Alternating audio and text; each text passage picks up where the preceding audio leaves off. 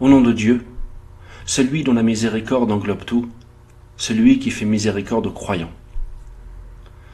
Dieu le Très-Haut dit dans le noble Coran, sourate 21, verset 107, وَمَا أَرْسَلْنَاكَ إِلَّا رَحْمَةً لِلْعَالَمِينَ. Dans ce verset, Dieu nous informe qu'il a fait de son messager Mohammed une miséricorde pour les mondes. Ainsi, quiconque croit en cette miséricorde accédera au bonheur dans cette vie et dans l'au-delà. Et quiconque la refuse et la renie sera perdant dans cette vie et dans l'au-delà. Connaître le prophète Mohammed, que la paix et les bénédictions de Dieu soient sur lui, est donc d'une importance capitale. Il m'est cependant impossible de parler de lui dans le détail dans cette courte vidéo. Je me contenterai donc de citer à son sujet certaines informations essentielles et primordiales.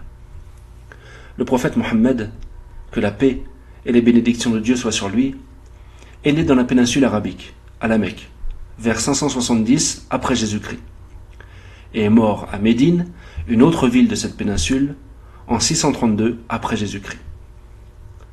Avant l'avènement de l'islam, son peuple était polythéiste, c'est-à-dire qu'ils adoraient Dieu, mais qu'ils adoraient également des fausses divinités.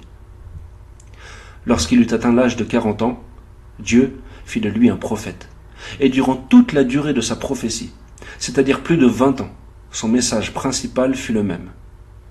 Seul Dieu mérite d'être adoré. N'adorez rien ni personne en dehors de lui. Dieu le dota de certaines caractéristiques qu'il ne donna à aucun autre prophète. Il fut en effet le meilleur d'entre eux, et donc le meilleur être humain qui n'ait jamais existé. Il était généreux, courageux, humble et souriant. Il aidait les nécessiteux et aimait la compagnie des pauvres. Il ne mentait jamais. Et Dieu lui avait donné la capacité de dire la vérité dans des phrases courtes, remplies de sens juste et de sagesse. Parmi ces caractéristiques, il y a aussi celle citée dans le noble Coran, sourate 33, verset 40, dans lequel Dieu le Très-Haut dit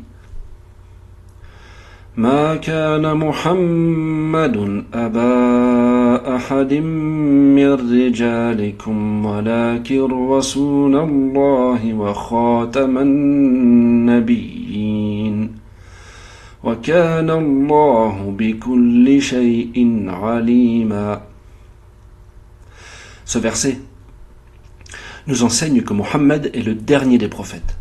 Dieu ne fera donc pas descendre de révélation après sa mort. Dieu le Très-Haut dit également dans la sourate 7, verset 158, « Qul ya ayyuhan nasu inni rasulullahi ilaykum jami'an alladhi lahu mulku samawati wal ard.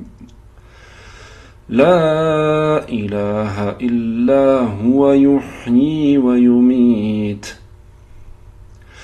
فآمنوا بالله ورسوله النبي الأمي الذي يؤمن بالله وكلماته واتبعوه لعلكم تهتدون.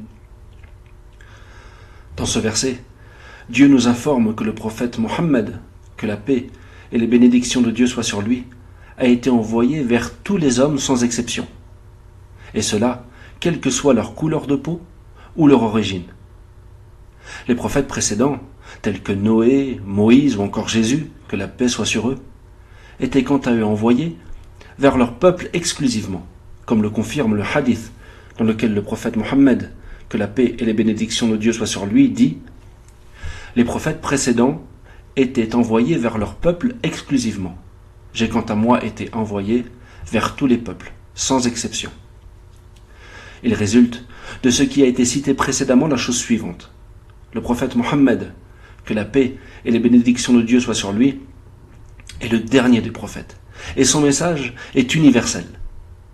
Il ne reste plus donc qu'un seul chemin pour pouvoir espérer entrer au paradis et éviter l'enfer. Et ce chemin restera le même jusqu'à la fin du monde. Croire et suivre le messager de Dieu, Mohammed, que la paix et les bénédictions de Dieu soient sur lui.